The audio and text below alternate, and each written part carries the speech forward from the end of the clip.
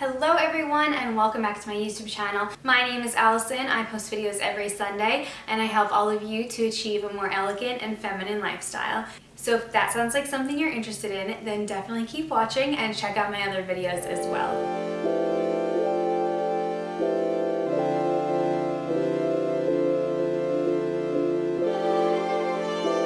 This video is going to be a little different than my normal videos, and it's a bit more personal, and I have some big life updates that I want to share with you all because it's going to affect my channel, but I think in a great way. So my big news is that I'm moving to London in a couple days and I will be attending grad school there for the next 2 years.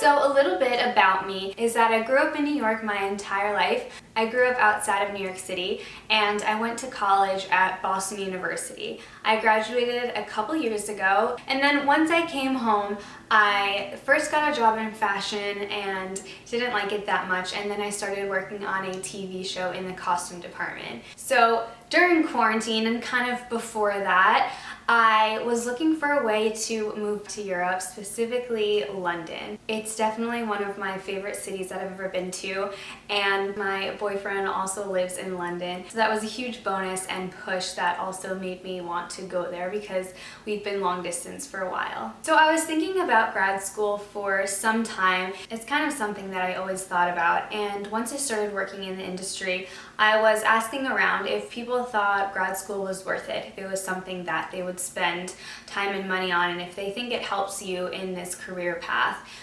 The answer was mixed, but the conclusive answer was that it definitely doesn't hurt and gives you a great foundation and a great background and allows you to know all of the different jobs that are going on. Even if you're managing a department, you understand what people are doing and how you can best guide them. And that is really important for me because one day I do want to be overseeing people, but I want to know exactly what they're doing and the best way that they can do it. So between that want of wanting to further my education and also go to Europe, I kind of smushed them together and decided to start looking at grad schools in London. The cost is a lot cheaper than grad schools in the US. I don't think I could afford to go to grad school in the US, and going to grad school in London is definitely pushing it, but it's doable because the cost is so much lower than it is here. So going to London as an American is not easy. Originally, I looked into getting a job there,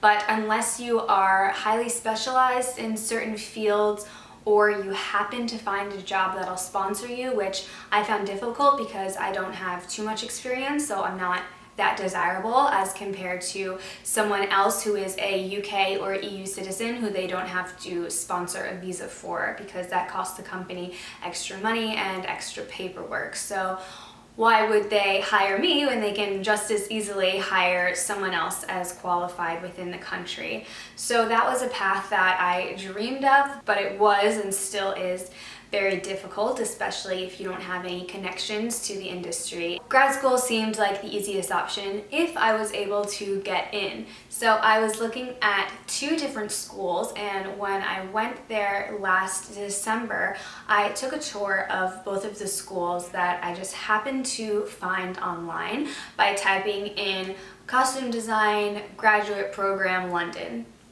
That's really all I did. And a few schools came up and I went through them all, and I ended up going to 2 different campuses, meeting some people there, seeing what they were like, and learning more about the programs that they had to offer. So when I went to visit the first school, not the one I'm going to be attending, but a different one, I learned more about the program and realized that it wasn't quite for me. It was more of a degree for people who had studied costumes in their undergraduate degree and wanted a higher level, and I wasn't quite there yet, as I studied film and television at my college, and I only took a few costume design classes, but I didn't have an entire degree in it. So I decided not to apply there. So yes, I only applied to 1 school, and that is also the school that I miraculously got accepted into.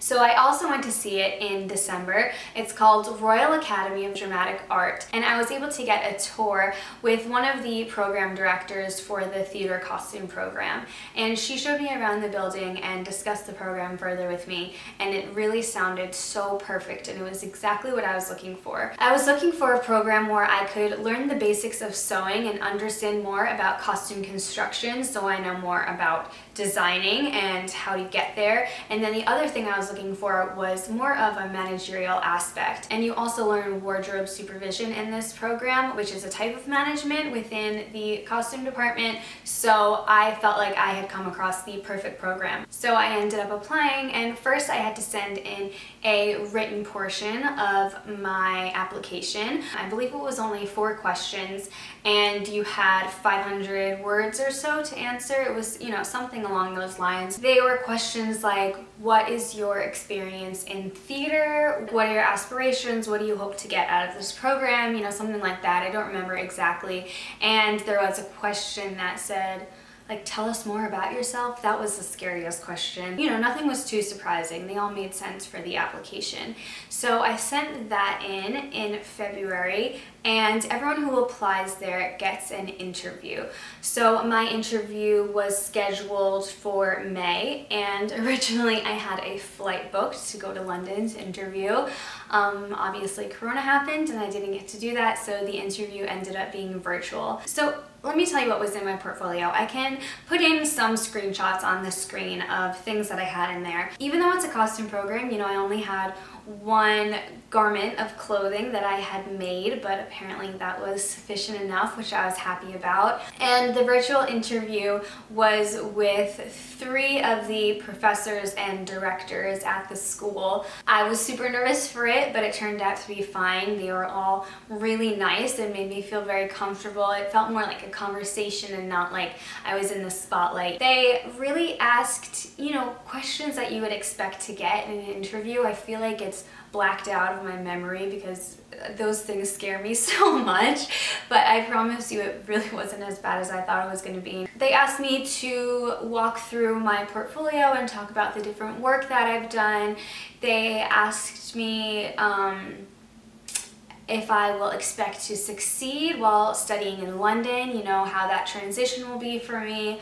They asked me what exactly I want to do when I enter the industry. They asked me what I liked about their program specifically, things like that. One thing they did ask me, which caught me a little off guard, was if I could recreate one costume from a film or a show from a theater, what would it be and why? So I wasn't exactly prepared for that question, and I ended up saying one thing and then a few seconds later being like, you know what, I think I want to change my answer and say this instead. But they were all very friendly, and I thought the interview went fine, but I didn't know how many people were applying and what the application process, how competitive it was, so I really wasn't expecting anything, and I didn't hear from them for quite a few months. And now I understand that everything was delayed because of COVID and they were trying to figure out what a virtual semester would look like. But for me, I was like, I think they just forgot about me and I didn't get in, and that's it. I'll just, have to figure something else out. So I ended up getting the email in August that I was officially admitted.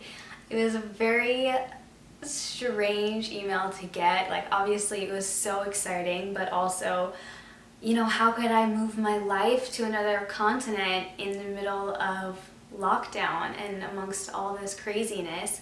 So there was a lot of things to think about, and at the end of the day, such a beautiful opportunity presented itself in front of me for something that I've been wanting for so long. How could I turn it down? It's a pretty highly competitive program, and to get in was such an honor. I accepted the offer and I paid part of the tuition with my acceptance. And it's just kind of been crazy since then. I want to talk about the visa a bit because that was not fun at all. I got in pretty late. So I got in the middle of August. I accepted the offer at the end of August, and that left about a month to get a visa, which is not such a long time. So you have to fill out a pretty extensive application online, and your school has to give you your student number and basically that they have accepted you for a full-time program so you can receive the student visa. So once I got that information from the school, I filled out the application form on the UK government website. It's a Tier 4 general student visa, which means I'm a full-time student and I'm eligible to work 20 hours a week. So with that application, you also have to pay for health insurance in the UK, which is so much cheaper than it is in the US. So I paid that, and then I was able to make an appointment for my biometrics, which need to be included with your visa. Basically, it's a picture of you and your fingerprints, but it needs to be done at a US citizen's facility. The appointment that I ended up getting at my closest location was not until the end of September, and you can't submit your visa until you get your biometrics appointment, which means I wouldn't have been able to submit my visa until the end of September, and you know, it takes 10 to 15 days to process, and that just wouldn't have been enough time before my flight. So it was craziness. I was speaking to a bunch of different people. I called up different expediters and asked if they could speed up the time of my visa. No one was really that helpful, and the prices were pretty high to do something like that. So I was really nervous about it. What I ended up doing was going to the center where they do your biometrics and basically begging them to take me earlier.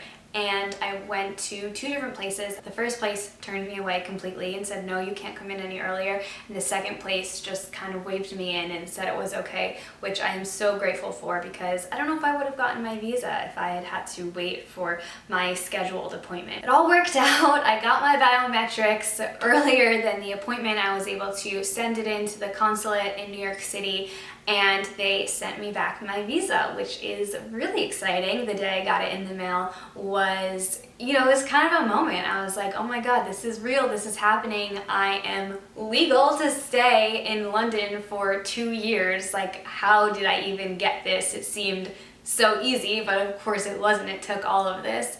But it was a really exciting day, and that was a couple weeks ago. Since then I've been packing. My room is an absolute disaster. If you could see what is behind and around the camera and even by my feet, you'd probably be horrified. But this nice background looks very clean, but I promise it's all a facade. My room is a disaster because, you know what, I'm packing up my entire life to move to another country in 1 suitcase, and that is pure craziness. Aside from the fact that I love clothes so much, I don't want to leave any of them behind, so I'm trying to shove in as much as I can possibly fit into this suitcase.